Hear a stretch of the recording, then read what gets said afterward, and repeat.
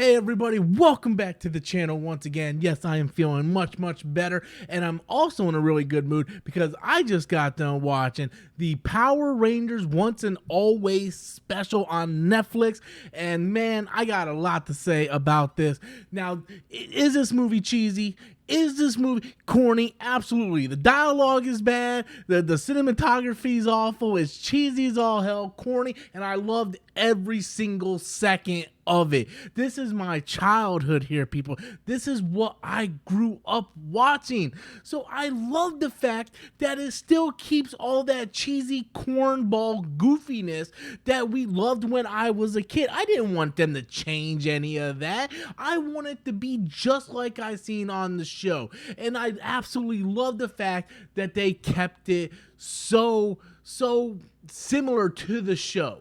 Right? I'm glad they kept that flavor. I didn't want them to try to make like Shakespeare here, right? If you want good dialogue and you want stuff that doesn't sound cheesy, then you're watching the wrong thing. You really are. This is really made for the fans. This is for fans of Mighty Morphin Power Rangers, because that's what I grew up watching, Mighty Morphin Power Rangers. I absolutely loved it. I fell off Power Rangers after Zeo. Once we got into Turbo, I fell off. I still kept up with what the plot line was gonna, what was doing with Zordon sacrifice himself at the end of Power Rangers in Space and all that stuff. But I watched the core Power Ranger group, which is in this series, which we have, or this movie rather, Once and Always. We have Billy, Zach, Adam, Rocky, Kat.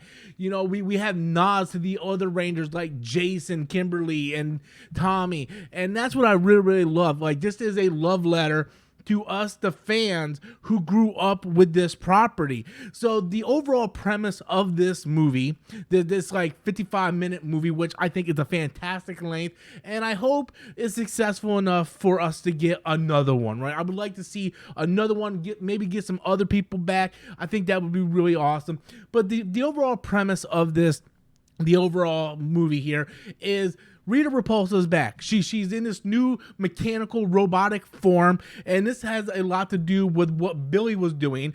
Billy has his company now. He kind of rebuilt the command center, and he's been looking for Zordon. He knows Zordon sacrificed himself, and he thinks that Zordon is trapped in the morphing grid somewhere, and in the process of doing this, he accidentally releases the evil part of Rita into a robotic body of Rita, and she kills Trini, and the whole movie is about the Rangers dealing with the death of Trini, and her daughter's trying to deal with the death and all that stuff, and they're trying to stop Rita. Rita's trying to build this time portal to go back in time and let her younger human self know everything she knows now to prevent it from happening. Meanwhile, she's kidnapping all these other Rangers. We get nod to Zeo, Turbo, like Space, like all these other Rangers, and it's just fantastic. I like how they use voices of the previous Rangers, so we get like some Jason David Frank dialogue in the beginning. We get some Amy Jo Johnson dialogue. Jason's in there, and I like the fact that we see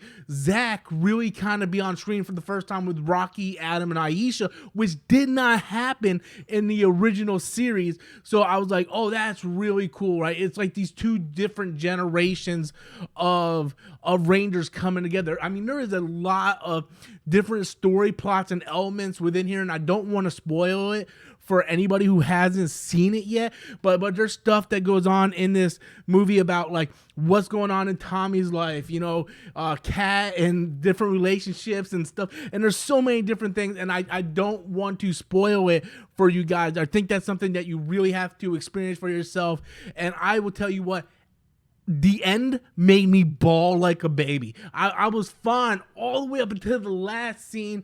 There's a scene with Amy Jo Johnson and Jason David Frank and Trini, and it literally just put tears in my eyes. It was so beautiful, so well done.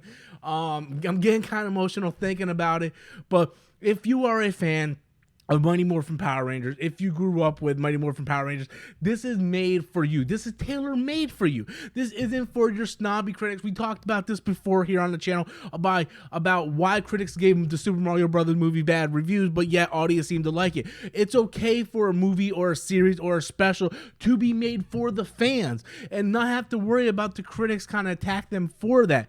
This is 100% made for me, and if you're watching this review, I'm assuming it's made for you as well. I think it kept all the original corny dialogue. The acting is absolutely horrendous. Like these aren't great actors, guys. As much as I love my boy David Yost and on all of them, they are not great actors. You watch it, and I've seen better acting on soap operas.